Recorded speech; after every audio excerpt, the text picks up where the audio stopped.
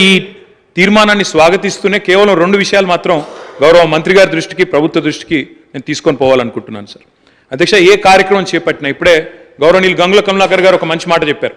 బీహార్లో ఈ ప్రయత్నం చేసినారు. అక్కడ జనరల్ అడ్మినిస్ట్రేషన్ డిపార్ట్మెంట్ ద్వారా జీఏడీ ద్వారా అక్కడ ఈ కార్యక్రమాన్ని వారు ప్రయత్నం కూడా చేసినారు. ఆనాడు జేడీయూ కాంగ్రెస్ పొత్తులో ఉండే అనుకుంటా అక్కడ ప్రయత్నం ఆర్జేడీ పొత్తులో ప్రయత్నం చేసినారు. కానీ దురదృష్టవశాత్తు న్యాయపరమైన చిక్కులు రావడం వల్ల మొత్తం ప్రక్రియ ఆగిపోయింది. 500 కోట్లు బడ్జెట్లో పెట్టినప్పటికీ మొత్తం కార్యక్రమానికి విఘాతం కలిగి ఈరోజు ఎటు కాకుండా త్రిశంకు స్వర్గంలో వేలాడుతూ ఉన్నది. కాబట్టి నా విజ్ఞప్తి, మా అందరి విజ్ఞప్తి, మా పార్టీ తరఫున కూడా ప్రభుత్వానికి నేను చేసే విజ్ఞప్తి అధ్యక్ష, ఈ కార్యక్రమం ఫలవంతం కావాలి అంటే మీరు తదుపరి మీరు చెప్పిన బీసీ డిక్లరేషన్లోని ఆ అంశాలన్నీ కూడా అమలు కావాలని మనస్ఫూర్తిగా ఆశిస్తూ ఆకాంక్షిస్తూ ఇది ఫలవంతం కావాలి అంటే ఒక పని చేయాలి అధ్యక్ష. దయచేసి శాసనసభను పొడిగించండి, ఇంకా 2 రోజులు పొడిగించండి, బిల్లు ప్రవేశపెట్టండి. చట్టబద్ధత ఉంటేనే ఈ కార్యక్రమం ఫలవంతం అవుతుంది తప్ప లేకపోతే విఫలం అవుతుంది సార్.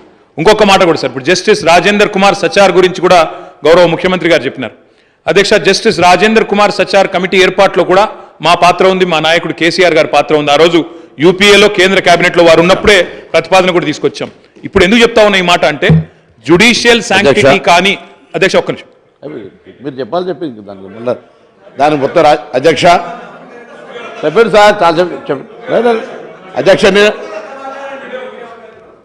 అధ్యక్ష ఇలాంటి తీర్మానానికి ఒకవేళ నిజంగా ఆశించిన ప్రయోజనం నెరవేరాలంటే, ఎందుకంటే నేను నిజంగా పాయల్ శంకర్ గారు మాట్లాడింది విన్నాను, కాలేరు వెంకటేష్ గారు మాట్లాడింది విన్నాను, శ్రీహరి గారు మాట్లాడింది విన్నాను, శంకరన్న మాట్లాడింది విన్నాను. అందరి గొంతుల్లో ఒక ఆవేదన ఉంది అధ్యక్ష. మా మంత్రి గారికి కూడా చాలా ఆవేదనలో డెఫినెట్గా వారికి కూడా ఆవేదన ఉంది. ఈ సెక్షన్కి లాభం జరగాలి, ముఖ్యంగా బలహీన వర్గాలకు లాభం జరగాలి, బీసీలకు లాభం జరగాలనే ఆకాంక్ష స్పష్టంగా పార్టీలకు అతీతంగా అందరిలో ఉంది. ఉన్నప్పుడు అది ఫలవంతం కావాలంటే జ్యుడిషియల్ శాంక్టిటీ ఉండాలి. లేదా ఎందుకంటే వారే అన్నారు జస్టిస్ రాజేందర్ కుమార్ సచార్, మీరు హైకోర్టు చీఫ్ జస్టిస్ని అడిగితే మీకు ఒక సిట్టింగ్ న్యాయవాదిని ఇస్తారు, జ్యుడిషియల్ కమిషన్ ఏంటి, లేదా బ్రహ్మాండంగా స్టాచ్యూటరీ శాంక్షన్ కావాలి అంటే రేపు ఎల్లుండి శాసనసభను పొడిగించండి, తమరి నిర్ణయం, వెంటనే బిల్లు తీసుకొని రండి, మేము సంపూర్ణంగా మా పార్టీ నుంచి మద్దతు తెలియజేస్తామని చెప్పి కూడా తెలియజేస్తూ మీకు ధన్యవాదాలు అధ్యక్ష అవకాశం ఇచ్చింది. మినిస్టర్ గారు సార్, గౌరవ సభ్యులు గంగుల కమలాకర్ గారు, బీర్ల ఎలయ్య గారు, పాయల్ శంకర్ గారు, శంకరయ్య గారు, అక్బరుద్దీన్ గారు, వాకిటి శ్రీహార్ గారు, కూనంనేని సాంబశివరావు గారు, ఆది శ్రీనివాస్ గారు, కాలేరు వెంకటేశ్వర గారు, అదేవిధంగా కేటీ రామారావు గారు మాట్లాడిన దానికి సంబంధించి ప్రప్రథమంగా ముందు ఈరోజు నిజంగా ఈ శాసనసభ తెలంగాణ రాష్ట్ర ఏర్పాటుకు సంబంధించి జరిగిన తర్వాత ఒక పెద్ద నిర్ణయం తీసుకొని ఈ రాష్ట్రంలో మేము ఎవరికి వ్యతిరేకంగా ఇది నిర్ణయం తీసుకునేది కాదు అధ్యక్ష.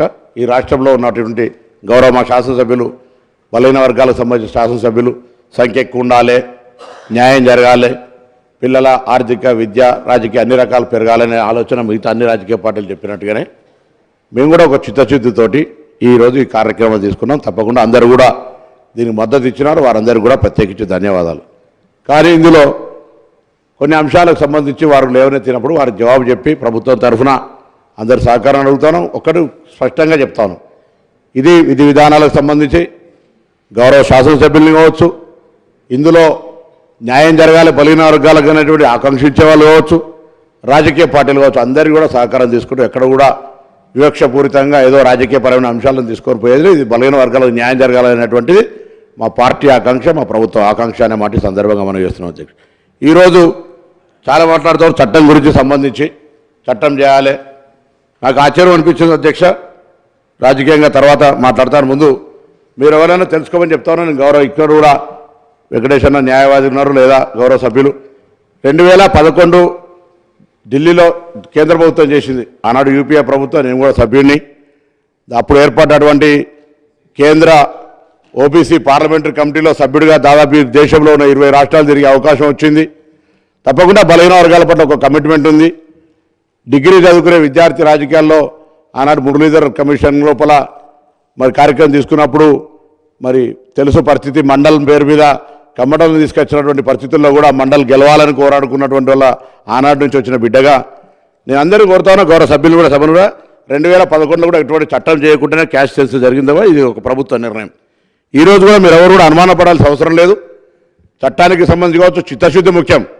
2014లో అధికారంలోకి వచ్చిన తర్వాత సరే ఎవరు మంత్రులు ఉన్నారు, బీసీ వెల్ఫేర్ మంత్రులు ఎవరో రేంజ్ అనేది కాకుండా ఈ రాష్ట్రంలో 130 కులాలుండి 29% విద్యా ఉద్యోగ రంగాల్లో ఉన్న తర్వాత కూడా స్థానిక ఎన్నికల లోపల బీసీ రిజర్వేషన్ శాతం జరుగుతోంది అధ్యక్ష.